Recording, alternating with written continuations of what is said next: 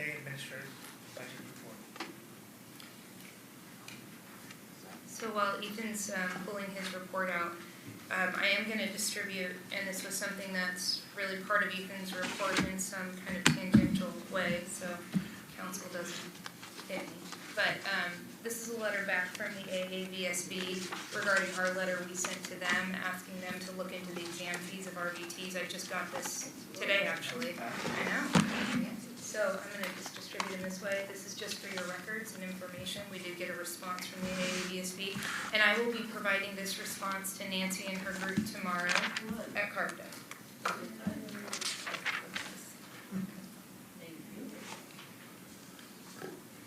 All right, you ready for me? Okay, so I provided you with the most recent expenditure report. Off the presses, it's the FM12 report. There's one more monthly report for any expenditures that occur after June, late invoices and so forth. You'll see that we were pretty close to matching our appropriation this year due to some factors that have been discussed previously with our increased hospital inspection program and our AG and OAH costs. Those are areas that we're aware of that will probably continue to be high spending areas with the board, and we'll keep an eye on them in the future. Those are the particular rows I highlighted in the copy I gave you. We also have a process by which you can submit budget change proposals that we're investigating the ability to perhaps increase our appropriation in certain areas so that we're not going over budget on those particular line items. Any questions? I have a question. Yes. This is UNM, right? We did an ECP for the Pet Lovers Plate once upon a time for like $150,000. Where did that money go? Or did it never move? What happens when you do an ECP and then you don't use the money? Right. So in that particular situation, since the veterinary, it's kind of different with the Pet Lovers account because there's an account that's under DMB, and what it means is the board could actually spend $150,000 from that account, but we didn't, other than for the advertising, the inserts, right? Because we had to do the inserts. So typically, though, generally when you do a BCP, what happens is the money is moved from your fund, your savings account, into what we consider our checking account, which is our budget. So it's not that we get the money from the general fund or the governor, it's that we actually move money from our savings account to our checking account so we can spend it. So if the BCPs are approved, you'll see our bottom line appropriation increase. If BCPs aren't approved, so for example, we're allocated $4.7 million, right? If we got a BCP for, let's just say, $300,000, we'd be over $5 million. But you'd see that bottom line get taken out of our savings account. So if the $150,000 got moved from the DMB Pet Lovers Plate Fund It to... didn't. Because we didn't start the program, so it's still in the... So when you asked to pay for the insert, it just came from that fund straight out from the controller's office or something? Okay, that's why it's never appeared here. And you never want it here. You don't ever want that money mixed up into the fund for the board. All right, That's thank you for the explanation, thank you. Yeah. I have a question. What is the exam supplies? 42,900. Yeah, But we had nothing budgeted for it. Well, yeah, I that's think something weird. I assume. I think that was kind of a weird placement of that particular line item. That money should cover, yeah, the entire cost of various components of the exam, meaning the interagency contracts with our exam vendor, OPES. So is usually some of our that SMEs. spread through other, because it doesn't look like it was, Yeah. we didn't budget for it. Yeah, the tricky part is, and we're working on trying to get this expenditure report to reflect how you spend your money. So I could say our OPES contract, here it is on this line, and here's how much we've spent. The report's not entirely set up to function that way. We're aware of that, and we're working with our budget folks to hopefully have a more accurate accounting of how we spend the money.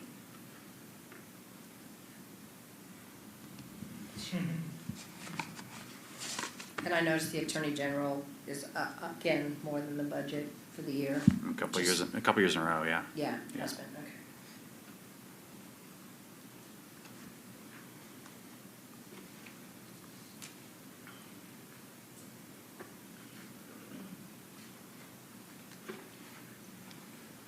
Well, as long as we stay in surplus, it means that you don't go to jail, is that right?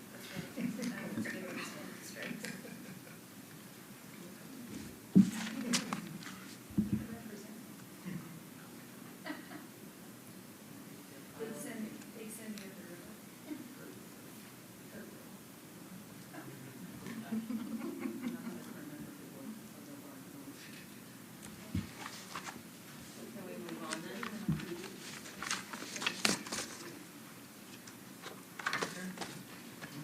Do you have any other?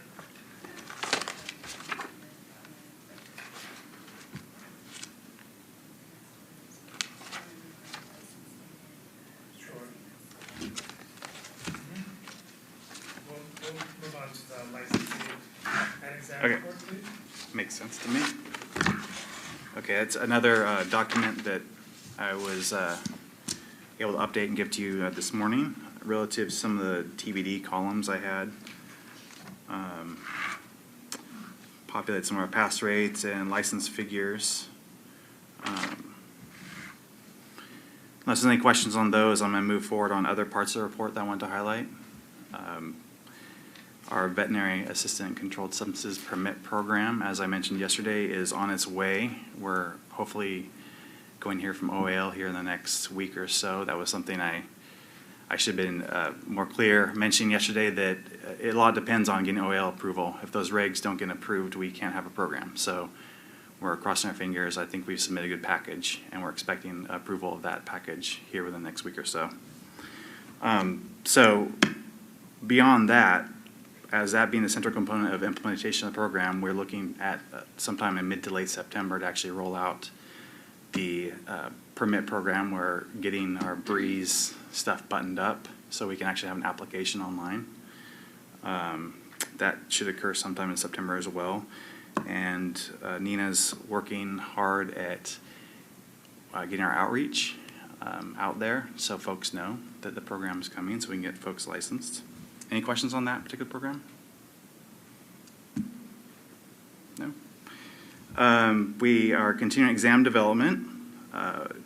One kind of different area we've done this year is we're doing a VLE exam analysis. That's to say we're writing a new exam form. It's something that we haven't done in quite some time. And as part of that rewrite of the exam forms for the VLE, it's the take-home exam, the veterinary law exam. Yeah, acronyms, sorry. It's the take-home exam on the California laws for veterinarians. As part of the research and the contract of the OPES, they're going to have a report of findings that you'll see in October that will talk about the efficacy of continuing that exam, that particular exam, and whether any current exams would serve the same purpose.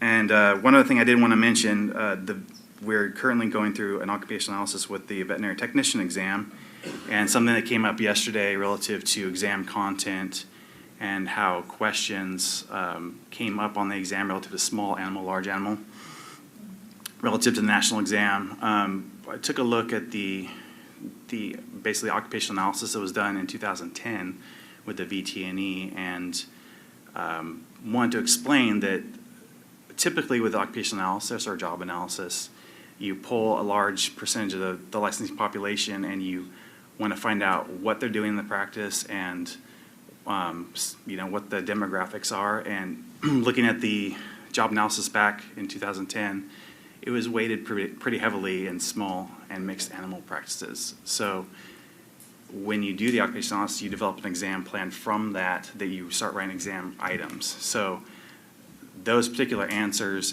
in those job analyses weigh heavily on how you write particular items on the exam. That's kind of your knowledge, skills, and abilities you use to kind of get your exam asking the right questions for the right kind of practicing. It was somewhere in the neighborhood of 85% of folks in that last job analysis the national did that were in the mixed and small animal practice. So just a little FYI I want to provide for how that all works. So in terms of the actual items asked, I think Yes. that, yeah, so small animal, Ethan and I just did this morning because the information Nancy asked yesterday is available, it's public. I mean, those exam studies are public information. So we pulled our copy of the VT&E exam analysis. And it basically lays out the blueprint of the exam in terms of percentages of questions that are asked on the exam. It was somewhere in the high 60% were questions asked about small animal and mixed practices, and the large animal was only 4%. So I know yesterday we heard concern that they're heavily weighted on large animal. They can't use another document for the basis of blueprint of their exam until they do another occupational analysis study, and that's being done this year. Yes. So that answers that question, and that everybody can have a copy of that. Yeah. Like 4%. Yeah, it was So very low. pull it up. And so the balance was law, ethics, or exotics, or? A mix. So there's some like ethics, there's some practice management questions, there's questions on like rabies vaccinations. I mean, there's several other areas, content areas, but we can show you what the percentage looks like. Does it have a breakout for exotics? I can't recall, but I can pull it Is up. it just, what I've heard is that they think it's too weighted too heavily in exotics. Oh, There's a lot of exotics questions. we heard that it was weighted large animal. Yeah, well, the fact remains that the content of the test is based on the practice analysis surveys, what's happening out in The real world stuff. That's, I mean, those are the folks you want to see. So, yeah, so, you know, in this election cycle, we hear the politicians are giving speeches, and oftentimes there's fact checkers that are checking the facts, so I think that maybe we should have fact checkers for We've got every our own.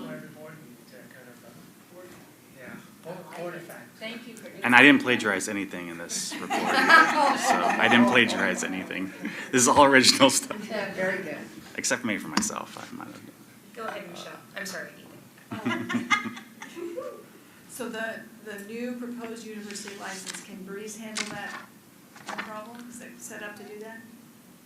No, it's not. That's a really good question. So whenever you do something like a new license, you have to align all your ducks in a row, and one of the big components is Breeze now.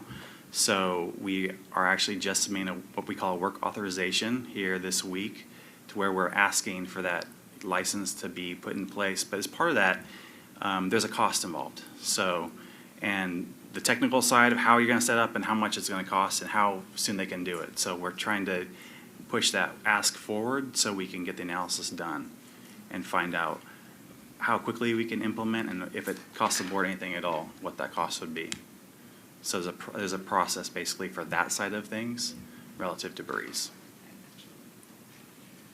I had another Breeze update too, real quick. I had asked all you folks to provide an email address at some point in the last couple of months, and I've got everybody's email now, so we're going to try out the online board voting. Hopefully your next, your mail-out vote, so to speak, will be online.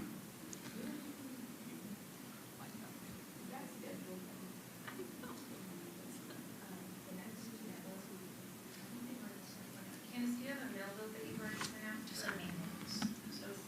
We have cases waiting. Oh, cases. Until I know what.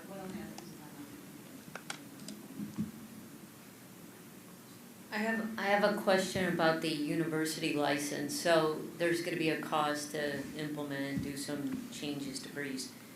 Do the university license just cost the same as a regular vet license? So we're going to have to eat that cost probably, because we're not going to get enough additional license money to pay for this implementation, are we? Well, I'm not entirely sure. With our amount we projected folks getting licensed, it's somewhere in the neighborhood of 250 licensees potentially. Yes. And at the current rate of your initial and renewal license, Yes. it may be covered. Now, we also do, like all these kind of costs we incur, there's some pro rata relative to Breeze. There's a pro rata cost that we're going to pay regardless. So it's just the implementation cost that you're looking to cover. And our initial licensure population may cover those initial That would be license costs. awesome. I wasn't expecting Depending, that to yeah. be the answer, and if it is, that's really great news. And it depends on how quickly we can implement. If we can implement rapidly, then sometimes, well, what they've told me anyway is that we may have already had those costs built into our pro rata. If Oh, we good. can't expedite the licensure process and it gets pushed out, we may not have to pay extra for it. So yeah, we did the math, because we did get numbers from both universities on how many new licensees they Mhm. could forecast with the new university license. And it's actually initial, as Ethan said, application fee, initial yeah. license fee, and then VLE, I think, is gonna be the in there, VLE, yeah. they have to take Yeah. the veterinary law exam. So with all those fees, it does pay for those prospective breeze costs. So that's Yes. what we were worried about, yeah. Yeah.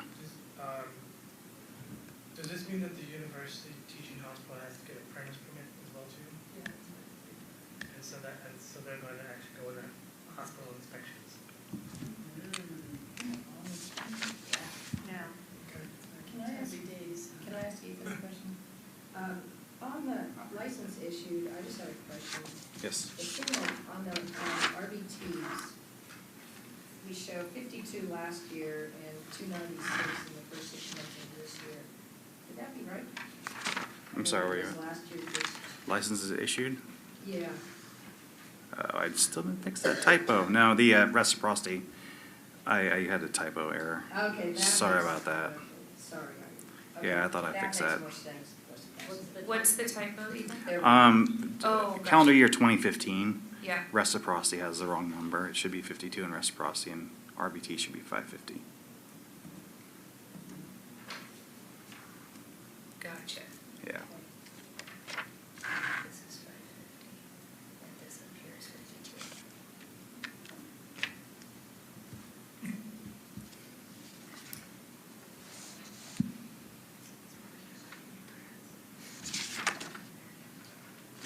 Oh, actually, I will ask another question. On the applications received, and this may, again, the vet techs. So last year, all year, 735, this year, 6 months, 208. Is it just gonna be that much less this year than it was last year? Is that because of some of the things we've heard about dropout rate, and RVT's not? I'm not sure what I attribute to it now, but there is a cycle with RVTs as far as like programs completing. So it's possible we're in the trough of I a see. cycle. Okay, got it. Yeah. Before they lose legal. Okay, Yeah, oh, it could then, got it. yeah, I believe, yeah. Or no, the VTNE, yeah.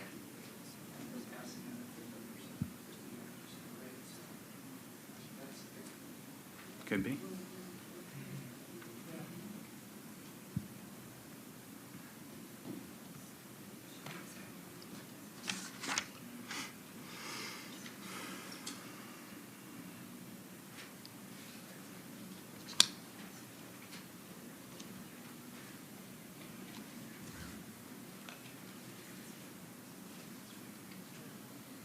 Ethan, on your breeze, I think that's where we are, well, yeah, you show the SIRs, there's about 80 system enhancement. I was just wondering, what's the turnaround time now on the breeze request that you're putting in? So not pending like emergency type stuff, just regular breeze leases. They are doing them every 9 weeks.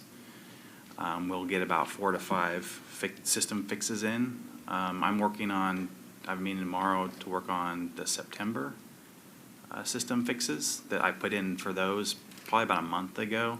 So there's a little bit of a slow rollout to get those there, but we're prioritizing our highest priority breeze fixes.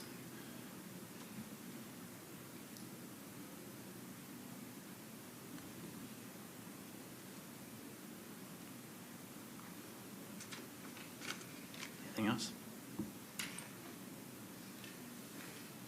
Is that your report? That is. Thanks, Ethan. Yep, you're welcome. Ethan is gonna join me tomorrow at the CARTA conference as my bodyguard, Yeah. but he's also an interview.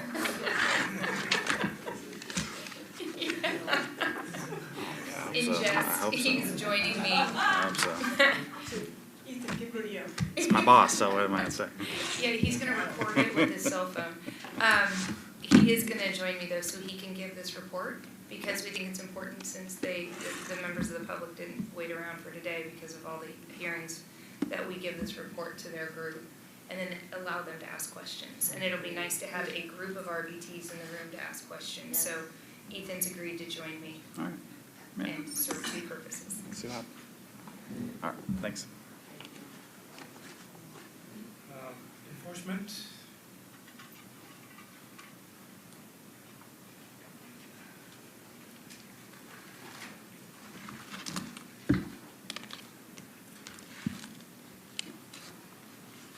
Okay. You all have the report, so I'll hit highlights and then a few comments. In May, we held an expert witness training. We've heard a great deal about that the past couple of days.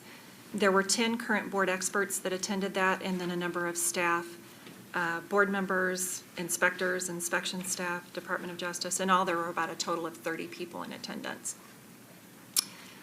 It was a huge success, and we got a great deal of positive feedback, constructive feedback. The plan for the fall is to focus more on the experts' role in the process and the actual report writing itself, as well as a sharing of information between the experts. We will incorporate the recommendations from both the Complaint Process Audit Task Force as well as the Expert Witness Subcommittee into the content of that training. The probation program, we're currently monitoring 90 active probation cases. We're consistently receiving positive feedback regarding the probation program. Probationers routinely call the probation monitor for questions, concerns, guidance. There is an open line of communication developing, and that's a valuable resource both for the board as well as the probationer. We continue to meet with probationers in person for the initial probation appearance, and then conduct additional in-person interviews when warranted. The enforcement unit is working collaboratively with the hospital inspection unit. This has been a very positive experience. There have also been a number of complaints that have been generated as a result of routine hospital inspections. I want to issue a caution here because we know that the goals of the hospital inspection program are education and compliance with minimum standards. But as you've seen, occasionally there's a case or two where there are egregious violations, and so those need to be acted on, and those would come to the enforcement unit. Staffing.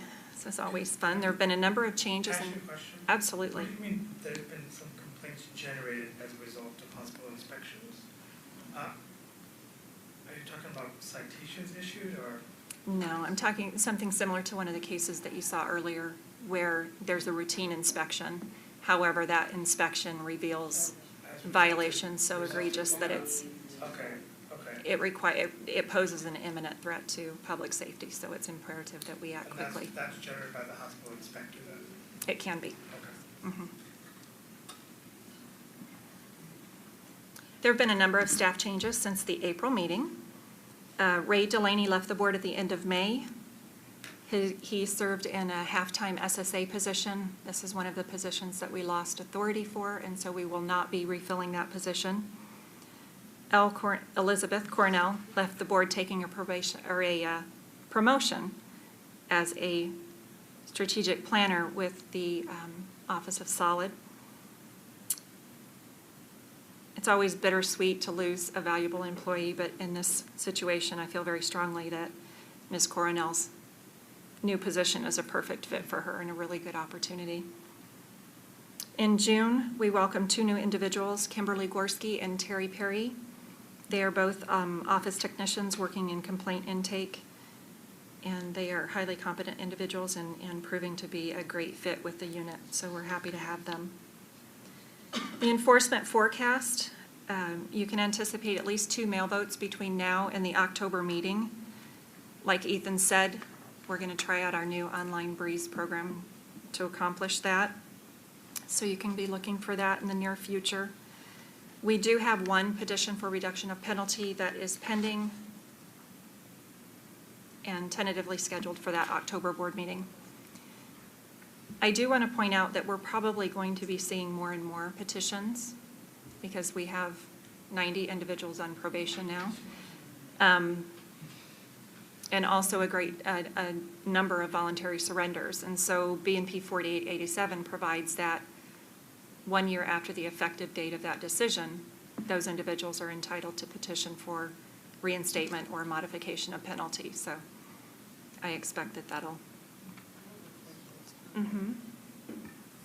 So I thought that we heard from the judge today that other boards, it's 2 years. Why, did we vote at one time historically to make ours 1 year? Because I think it should be 2 years like the other boards, and I'm wondering where this 1 year came from. Different boards have different requirements. I'll let counsel address that.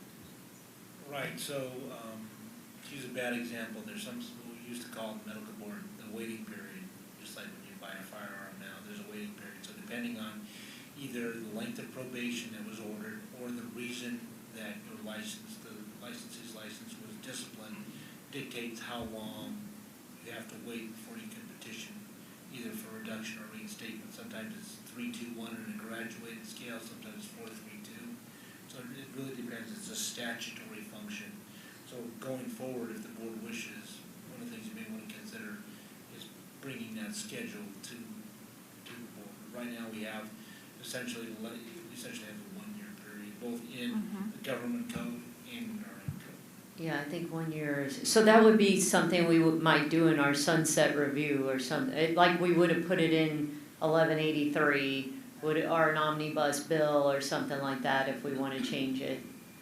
And it doesn't prevent you from changing it in future legislative cycles because you don't have to wait for sunset. In fact, this is something that the board felt strongly that the petitioner or the respondent should wait 2 years before petition.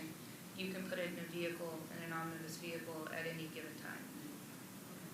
Thank you. Okay.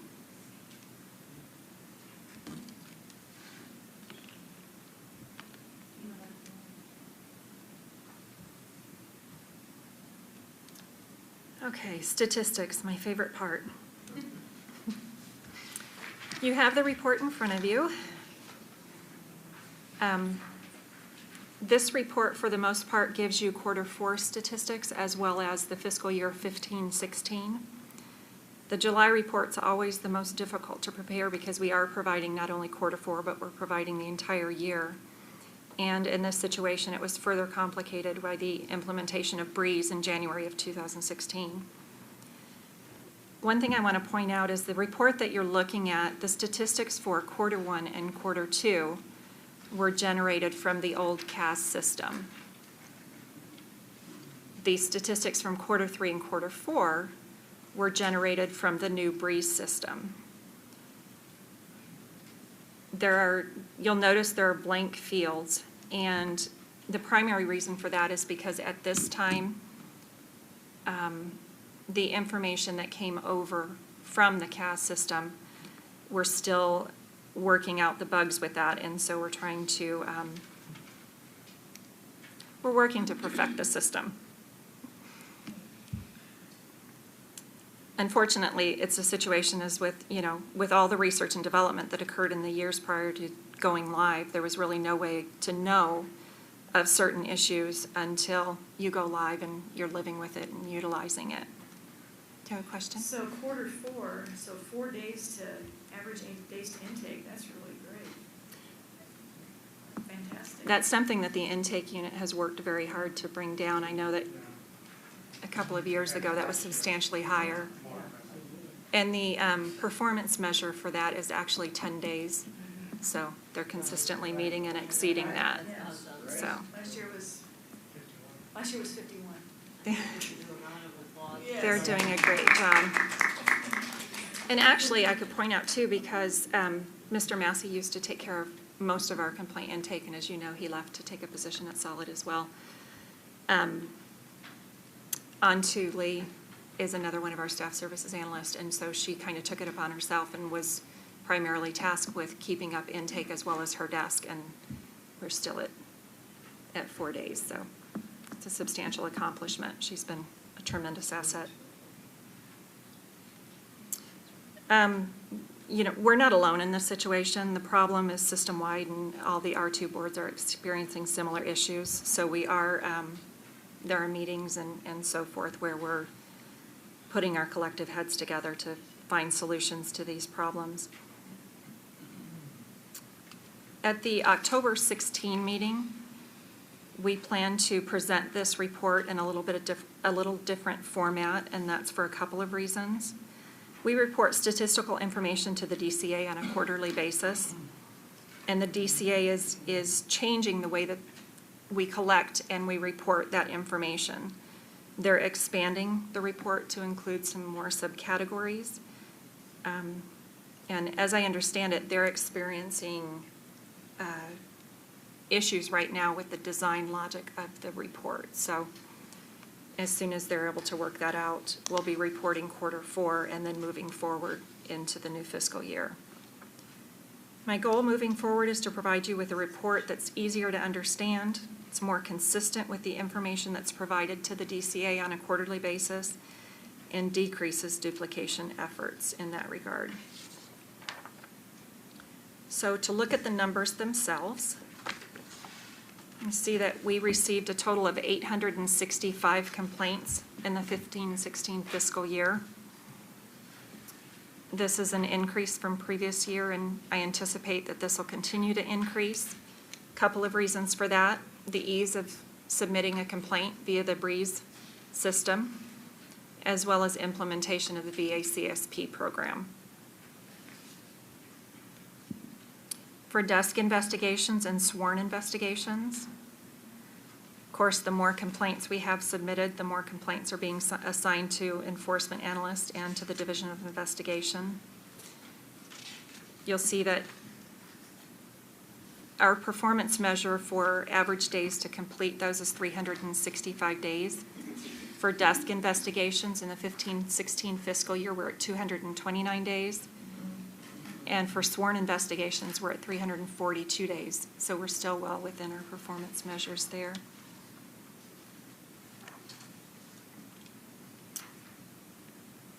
With regard to the category of all types of investigations, we're not quite sure right now how many complaints we have pending, and that's because the report in the way that it is right now doesn't allow us to get a full picture of what we've got pending, but that's certainly one of our goals in the near future, is to get that resolved.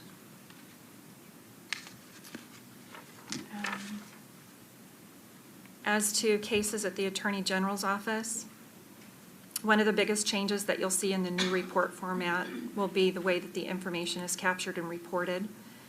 In the past, for example, if there were 3 complaint investigation cases involving the same respondent, that would be referred to the Attorney General's office, and it would be counted as one AG case because it was all rolled into one AG case. But that's not the way the new system captures the information. So for instance, if you look at the first 2 quarters, cases pending at the AG's office, Q1 was 59 cases, Q2 was 66 cases. But then if you look at Q3 and Q4, we're at 130 and 131 cases. I checked into that because it's counting each separate complaint investigation that's referred over as a single case. Somebody has 12 complaints, or if there's 12, It will now be reflected on this report just as 12 one. instead of just one. So for instance, right now we have they show we have 131 cases pending. And this information is also consistent. The Department of Justice Attorney General's office is also switching over to a new reporting system, and that's consistent with the way that they're going to be reporting cases as well. So the 131 cases, The parentheses 69. we actually have 69 cases pending. Okay, So thank you. the 69 cases were as the result of 131 different complaint investigations. I just want to make, I assume the AG's office will not be billing us. They'll be billing us for the The billing single should be case. the same. Yeah, it should be the same. Except for, asking and kind of assuming at the same time. Okay. The motivation to count each and every one of these complaint investigations separately and show this data was to show workload to generate the need for more staff. Is that your understanding? That's my understanding as well. Okay. And it really is a much more accurate representation of what the workload is. Okay. Although there's only one pleading that may come out of, as Judy indicated, we could Right. have 15 different complaints, but in truth, there's one pleading that's coming out of those complaints. But you have to do the work on the 15.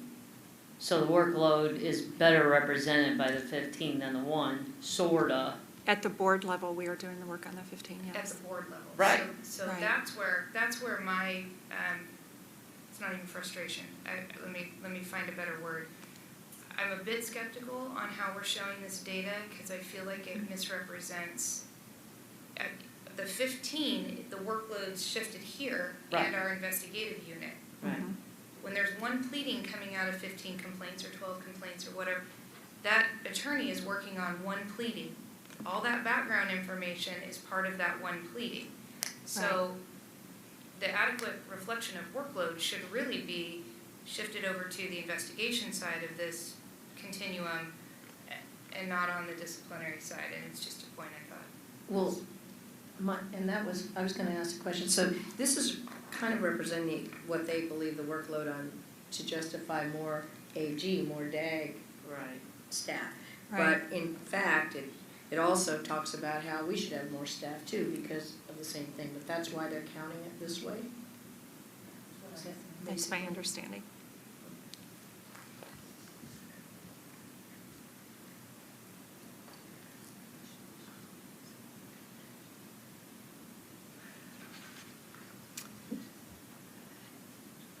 Average days to close an AG case, that's one of my primary goals, is to get that number down. I believe our performance measure is 540 days. We're still significantly above that, but I do want to point out that in the 15-16 fiscal year, we closed 6 separate cases that had been referred to the AG's office as far back as December 2010. And those numbers are reflected in here. Weren't there some from 2007 though, too? Or is that this year? The then? incident may have been 2007. Oh, okay. 2010 is the date that the complaint was referred to the AG's office. So the incident or the date of receipt of the complaint was well before that. Right, so 16, 17, this number's gonna shrink a lot just because all those old cases are gone. Right. It's not that the AG's office is doing a better job getting them back to us. It'll be because the cases that were lingering for so long are out of the way. It truly is a cooperative effort between the AG's office and our office. No, I know, but I mean, there's always that bottleneck that still exists there. They've hired a lot of new Oh, is that going attorney away? generals, and we really are seeing a much faster turnaround. Yay, So, oh, another round absolutely. of applause. Yeah. And our analysts, Christy and Betsy, they monitor, they have hawk eyes on that report, so they're Good. monitoring and they're making sure that things are moving. Wow, So, thank you. it's- Okay. It's really good. I think right now, I took a look at our pending caseload, and there are, I want to say 5 cases that were referred to the AG's office in 2013. Those are our oldest cases. 4 of those have been resolved. So, yes, in the 16-17 fiscal year, we should see a substantial Yeah, it's gonna be a improvement different there. thing, yeah. And nobody can quit, and they can't go to work at Solid, and just stop all that. Solid needs to quit taking Yeah, our Solid employees. needs to lay off our staff. We have a reputation. We're good people.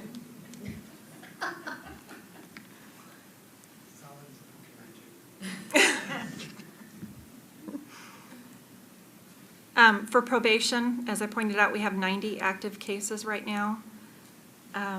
73 of those cases are in full compliance with the terms and conditions of their probation. 17 of those we are dealing with compliance issues. We have 9 pending petitions to revoke at the AG's office right now. And there are 11 instances where we've offered conditional licenses or a decision has agreed to issue a license with conditions precedent, and those individuals have not yet met those conditions precedent.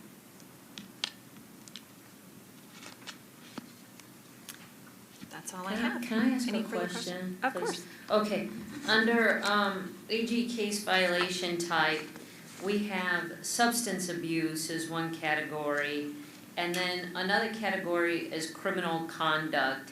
And I think that you broke this out for us because we were having a debate amongst board members at one time that most of the cases had to do with substance abuse. And as you can see by this latest report, it's incompetence, negligence, and unprofessional conduct, which I'm so glad to see this broken out. But as far as criminal conduct, there's 12. But criminal conduct could be, this is a question actually, DUI. Mhm. So DUI is a substance abuse issue as well. And so I'm wondering if substance abuse plus criminal conduct really equals substance abuse. Does that make sense to you? The Because case it seems like where all it's these criminal substance, things yeah. are always DUIs. Well, and, this- and that was the point of it in the first place was, wow, all this drug and alcohol problems. This substance abuse case probably didn't result in a conviction. Is the reason it's Did not result categorized. in a conviction. Right. Ah, The criminal conduct and convictions, those are primarily cases that are as a result of fingerprints, and we get information from the Department of Justice that someone has had something on their record, a DUI or whatever. interesting. All right, thank you. You're welcome. Okay, thank you. Thank you, Candace. Yes, thank you, Candace. My pleasure.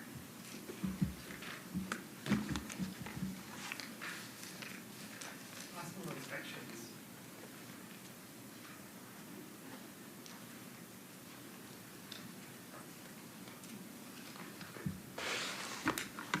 Good afternoon. Hello. Where is hospital inspection? Oh, back into the book? Yeah. Yeah, okay.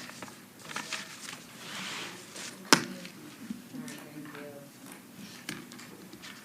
Issue at the last meeting, right? Yes, I was not able to attend the last meeting. Wait a minute. This is hand carried. No, it's the one after no, that, she D, got it. look under D. D? Yeah. Oh, got it. Okay, thank you. So you have the report in front of you. The only update I have is the program cost. We finished up the year with costs of $183,500. That was our final figure for the fiscal year. So as you can see, we're pretty underfunded.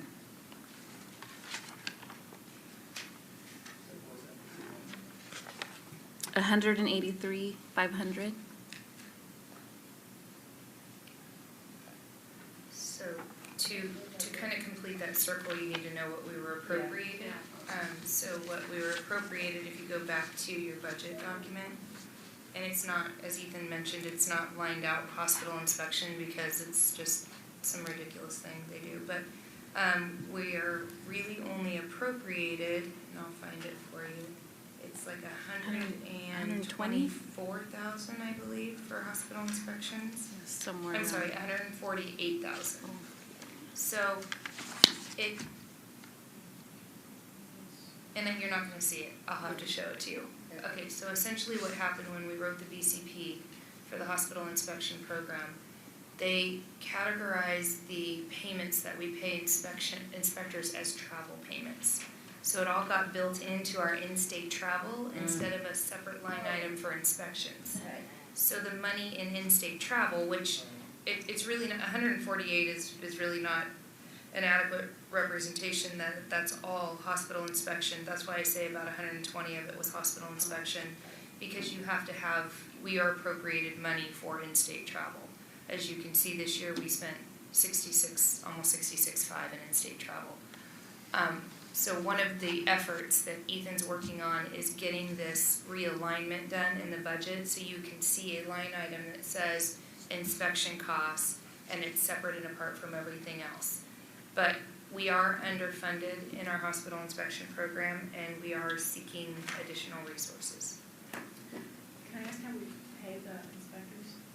Pay them per site, Per inspection. per inspection, how much do they pay? It's $250 per flat rate, per inspection, a routine inspection, and it's $275 for complaint-related inspections plus travel expenses on complaint-related. So I can't remember, I thought I thought it was VASCP. I remember the piece of legislation, I can see the text, but I can't remember what it was for, that we had to up our hospital inspections to 20%, and that we were not gonna be paying additional money because the money was coming from that legislation. And was it the VACSP program that was supposed to pay it? Well, two things. The budget change proposal that was requested, there was one for enforcement, and this was back in 13-14. There was one for enforcement, and then there was one for hospital inspection / VACSP. In that BCP, we got staff allocated. With staff comes money, right? To pay staff. And then we got, like I said, it's like 124,000, I think, is somewhere around that figure. Ethan might know exactly. For the hospital inspection, hospital but that was inspection. an estimate because Right. we didn't know exactly what it was gonna cost. Well, not only that, but our inspection, the number of premises that we register has increased substantially. So, more than 5%. So what the number was at the time we wrote that BCP, which would have been 12-13, or no, it would have been 13-14 for the 14-15 fiscal year. It was based on a in-time population for premises. Right. That premises population has increased. So Right. now it's 20% of the new number, which means that we're doing more inspections, and that's gonna continue to increase. And some of what's driving the registration of new premises up is, we said all anesthesia-free dental operations have to have a premises permit. So when we started communicating that to our hospital folks and to people out there practicing, we started seeing more registrations come through, so more applications for registration of premises.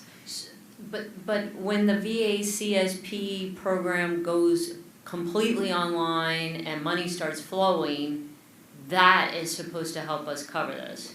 So that's where I talked about our checking account and our savings account. Yes, Revenue goes into your savings account. right, So that will be in our fund. We won't eventually. get to spend it. Because see, again, Judy, you're right, the revenue will help us because it'll help us have a healthy fund. Right. Whatever we were appropriated in 13-14. It's still not gonna be enough. Right, I get that part, but at Right. least there's money coming. yes, So my point was gonna be after I figured all this out, which you just filled in the blanks, is that A, we've got the revenue coming, B, it was an estimate, but C, we need to now that we know the actuals, we have to adjust for the new premises. We have to forecast for the premises that'll be coming online, and then we have to go back and change it and go get that money. Mhm. Okay. Got it. All right, thank you. See? Well, Anne Marie knows what I'm talking about. Oh, good, okay, I thought you were making fun of me.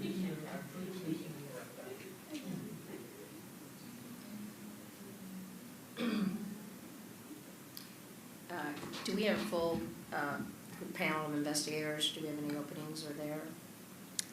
Investigators or inspectors? Inspectors, I'm sorry, not investigators, sorry. We did lose a few this year. No, no. But we're hoping to add 5. We lost about 3, so we're hoping to add 5. So we'll have a total of 17 Okay. for this current fiscal year that we just started. you have any comments about potential for inspecting universities? Well, as soon as we have the authority to do so, we will. We'll head right out there. I assume that's not going to be a typical inspection, it would be multiple day inspection or? We'll, yeah, we'll have to wait and see. Go into the rack as far as how often it's being inspected? It will, but one of our goals for our strategic plan is to inspect new premises, so that will be one of the new premises. Mhm. So interestingly enough, this really does kind of fall in line with hospital inspections. Patty and I and Candace and one of our investigators, and this is the second time we've done a tour of the California Horse Racing Board, the track, and what happens at the track. And they have a clinic on the track where they treat racehorses. There's surgery and there's other things that go on there. And we had an inspector with us. We had two inspectors, Dr. Parvin and Dr. Howard. And Dr. Howard's question is, well, should we be inspecting this premise? It doesn't have a premises permit, and, you know, it was one of those areas, gray areas of, if it falls under CHRB, or does this fall under CHRB because it's an actual facility, it's not a veterinarian practicing, you know, in an exempt, and they're not exempt from licensure, but the California Horse Racing Board has licensing authority over various personnel on the track. You heard today about.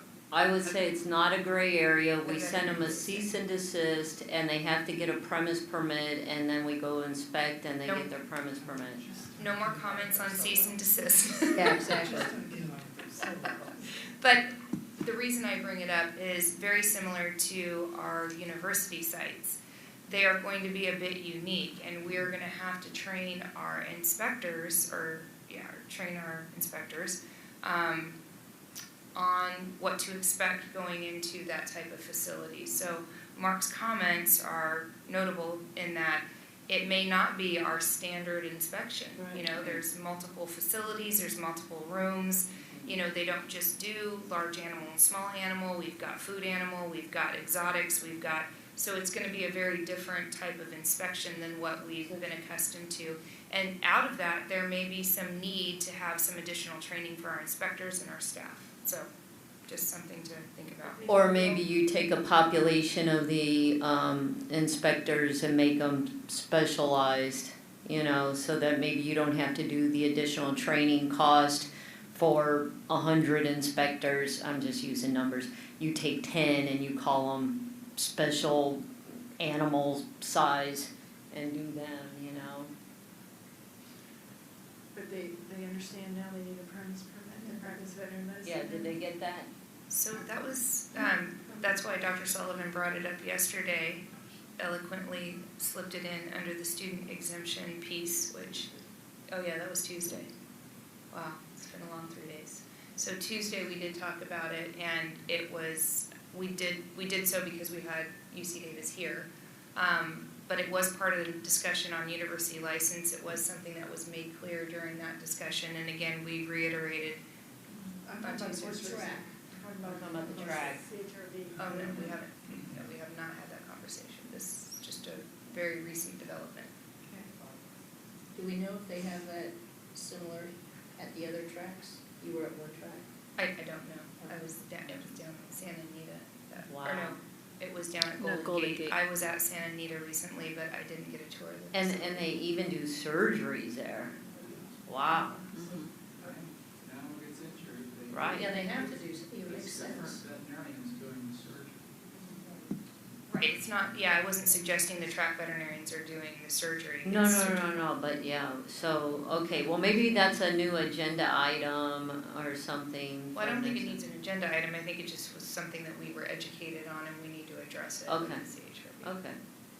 So going back to the university, we know that there's the EMTH, teaching hospital, and then there's satellite clinic in San Diego, that would be okay. There's a large animal clinic in Tulare, And then there's the one in Tulare. West Western has their, and they also have mobile clinic. But I think, There are diagnostic labs. There's diagnostic labs, there's, I know the zoo animal track gets farmed out to the San Francisco Zoo. To do that. zoos may be exempt though, so there's exemption for zoo from some things, so that's something we'd have to look at. Zoos aren't necessarily, because we don't inspect zoos right now, they're exempt under other code sections. So it wouldn't be all sites, but it would be sites that aren't exempt. And I know that I've talked to Patty about this, some of the western sites are already hold premises permits because of the distributed model. They've never considered themselves exempt from that, so those wouldn't be additional sites. So we're expecting the university license to take effect in October? No, the actual legislation takes effect January 1st of 17, and then the implementation phase is about 6 months, so it's probably going to be July before we actually start issuing the new licenses. Yeah. So, would it be reasonable to, it doesn't have to be the next meeting, but sometime before July, a report from the hospital inspectors as far as how they're going to tackle these new inspections? Who's going to be involved in them? Well, I think what we can do is at our training in August, talk about it, because we have our inspector training annually, and it's August 1st, 2nd, and 3rd, right, Patty? 1st through the 4th. Yeah, 1st through the 4th. So at that inspector training, that's the opportunity to talk about what's changed in our inspection program and just do some other kind of troubleshooting. That's where there's always issues with how to inspect and kind of gray areas that we go over, but that would be an opportunity for us to talk to the inspectors about this new oversight category that we haven't inspected in the past, and do they see anything drastically different in how we would inspect the facilities at the university versus routine inspections we do now. I don't see any difference at all. They have intake, I mean, we're talking about what happens with public animals, or the public's animal. So you have intake, you've got your medical areas, and then you've got your surgery, and Mr. President, members, respectfully, while I understand this discussion may be very prudent in the world of consumer protection, I'm going to respectfully suggest that the eligibility of university premises to be inspector or not falls outside the scope of our agenda item, which was, I think, the presentation of a report and discussion there too on that report. So respectfully, as we go through the agenda, if you would like to put that on for future agenda items and perhaps discuss this matter at length, I think that's the more permissible course of action.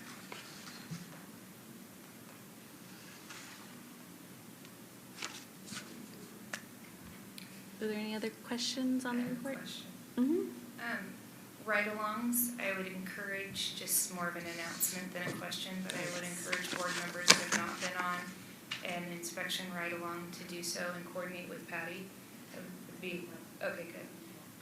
It's been a good experience for those that have gone on the inspection ride-alongs. Patty, I want to go. Yeah. Okay. Will you just send me, like, She's afraid to names, fly. times, options, something? I'll put you in touch with the inspector in your area, Orange and County. then you can coordinate. Okay, I'm in Laguna Beach. Okay. So whatever's in the area, I definitely just sign me up, just give me the. And Patty, Dr. Nunez would like to request that in our budget augmentation, we make sure we have enough revenue in there or enough of a budget appropriation for uniforms. So I've made the request. With that, let's. Wait, who gets the uniform? Some white scrubby thing or something? It's actually in jest. We will not be providing uniforms. I like the idea. They have have IDs. badges. They have badges, but they what don't have about uniforms. jackets or something? Jackets. Jackets. We're gonna have an agenda problem, hopefully. It's an Okay, agenda let's problem. move on then. Where are we? Yeah. Chair, Fred. All right, that's, Okay, that's that. Were there any other questions? Okay, thank you. Thank you, Patty, and please don't go to work down the hall. well, Stay with us.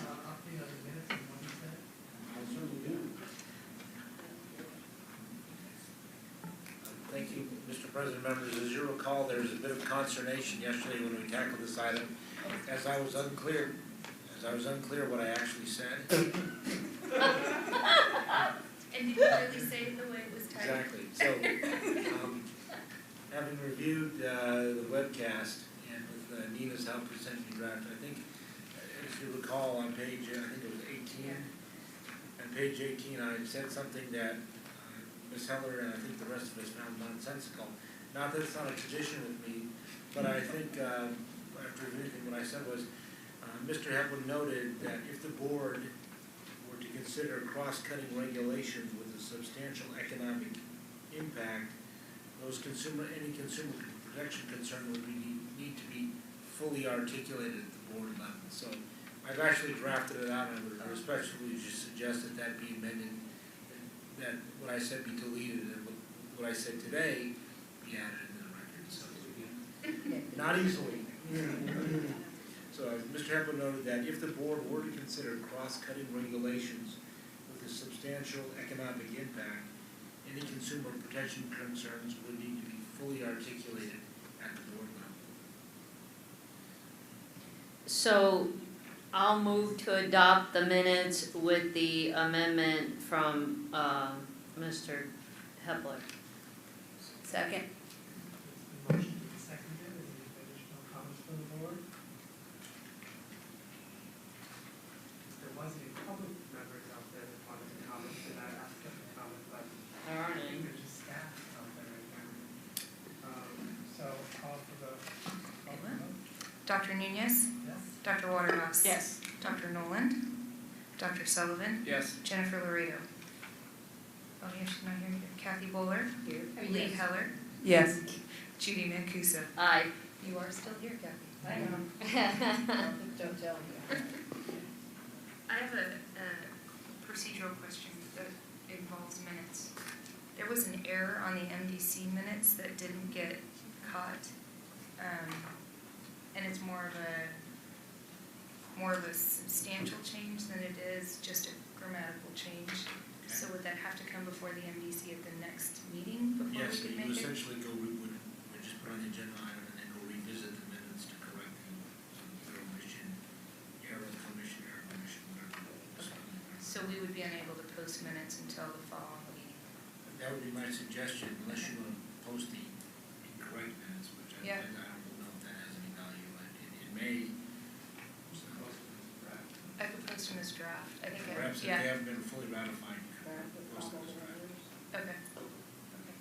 Thank you. Okay, agenda item 19, agenda items for the next meeting.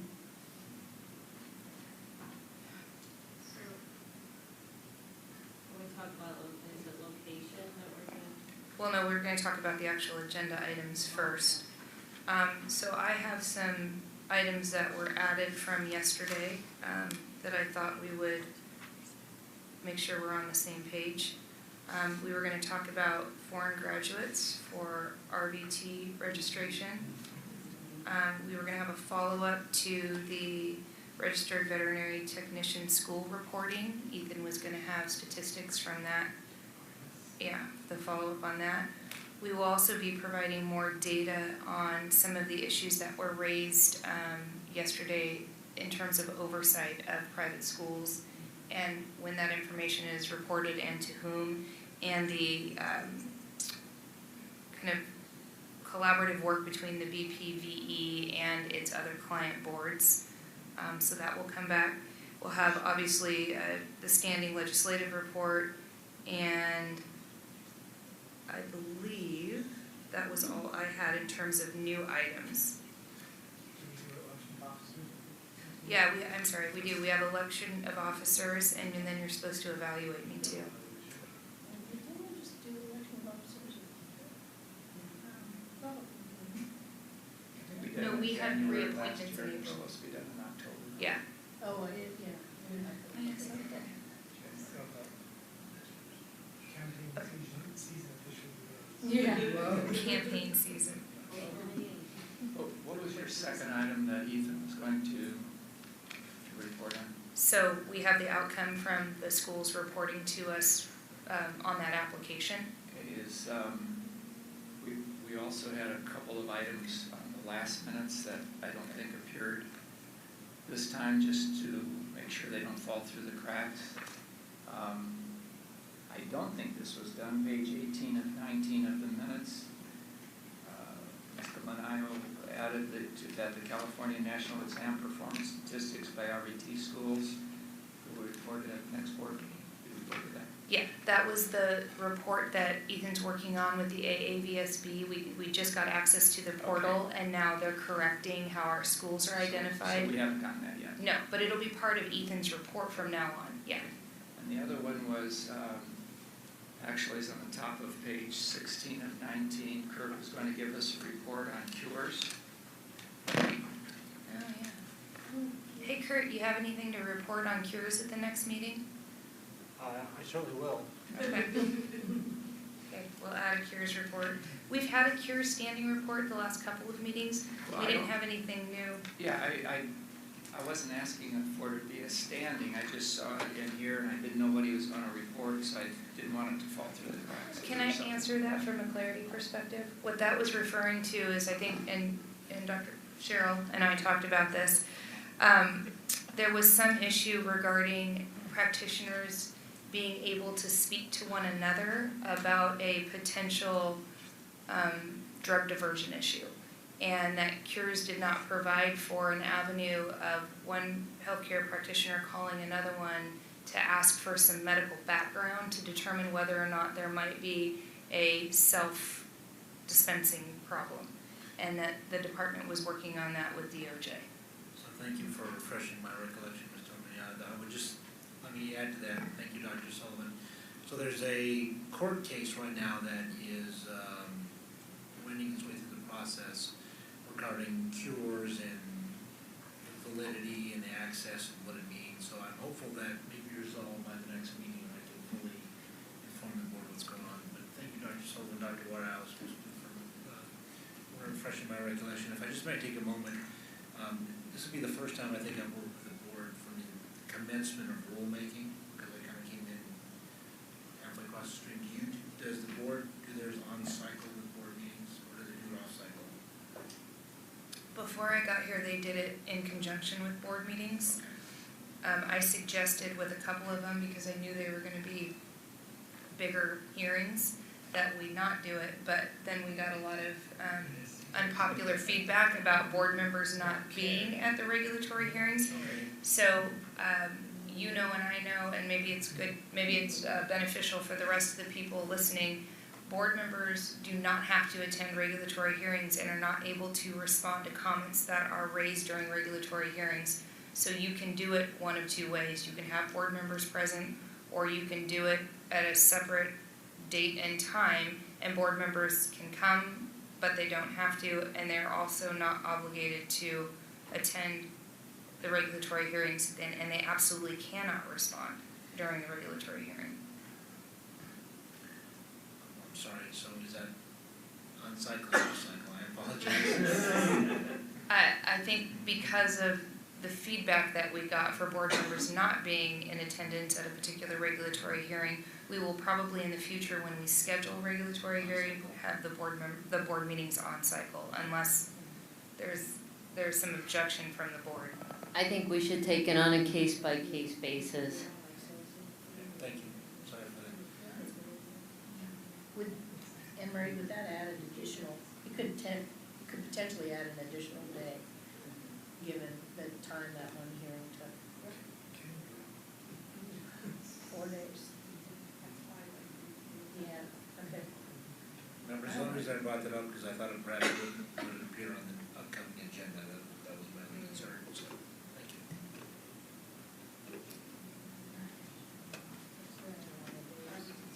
All right, we're on MDC thing.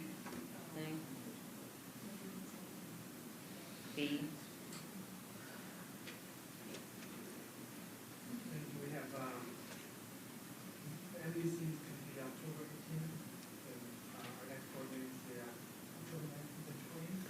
In Southern California, possibly Orange County. Yes. Do we have a location, just anything in mind right now? What do we know? Liz is working with a couple of different, because we have to get bids, and then we have to go with the lowest bid, but they have to be able to accommodate webcasting and some of the other logistics with the hotel. So Liz has at least three different sites she's working with, so it just depends on who comes in with being able to accommodate us and also for the lowest price, so. Do you know what city? It's I think that's why we're talking about Orange County, because that's where the They're locations are. they're all in They're Orange County. Okay, wonderful. So the Mission Inn, I don't know if we've confirmed yet, but there is. That's not Orange County. That's in Riverside. That's yeah. Riverside. Please, let's not do that. Let's It's still stick to SoCal, Orange yeah. County. The Mission Inn, though, because we've been asked about the Mission Inn a couple times, I don't know if the hotel itself does the webcasting, although the medical board, Lou may know, the medical board has held meetings there, so I'm assuming they must. You went across the street to a state building which does do webcasting, so that's always an opportunity. But when we were there, the medical board was there too. Meeting downstairs, so I'm assuming they webcast. It was, they're all electronics Yeah, were set up. and then they can webcast. Well, maybe next year we can go there then. Stick to Orange County in October.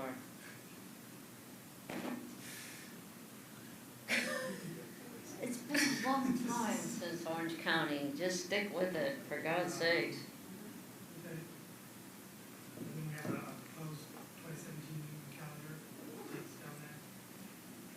What did Jennifer wanted to get married on one of these dates, and she asked us to consider, what was that date? The October 18th MDC meeting, what was April. it? April, thank you, Lee. At the risk of anyone hijacking Jennifer's personal life, we should probably refrain from announcing her wedding date Oh, yeah. on camera and in front of the entire world that may be watching. But Dr. Sullivan did say that we may have a conflict in the April meeting dates, July meeting dates because of AVMA, the AVMA convention. And if that's the case, we may have to move those dates because we'd have a few of our board members gone. So,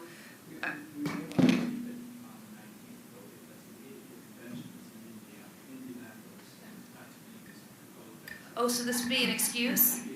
Okay, so at this point, we're not changing the meeting dates so that people have an excuse to not go to AVMA.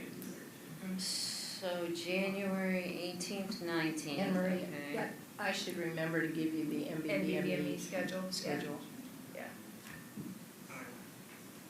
Then, we don't need to motion to adopt everything that we did in closed session? I think we did. Okay. It's Then, not how Kurt rolls. okay, then, So we're keeping the dates, I'm putting the dates that you have here in the calendar right now, because right now we're just sticking with these dates. Unless we go. Okay, so can we change July right now, or what? I think they need to figure out a hotel. Okay. Well, it's probably better for us to set our 2017 calendar now because then we give the public plenty of notice as to when we're meeting. So let me pull up July 17. So if we don't do the 19th, 20th with the MDC meeting on the 18th, the other opportunities would be the 24th, 25th, 26th, and 27th, or the 11th, 12th, and 13th. We're in, this is for July 2017. Yeah. So,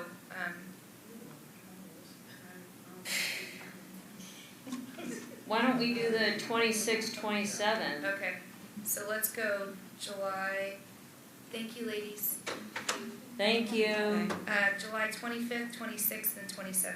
Yes, I'm putting in the 26th, 27th then for VMB.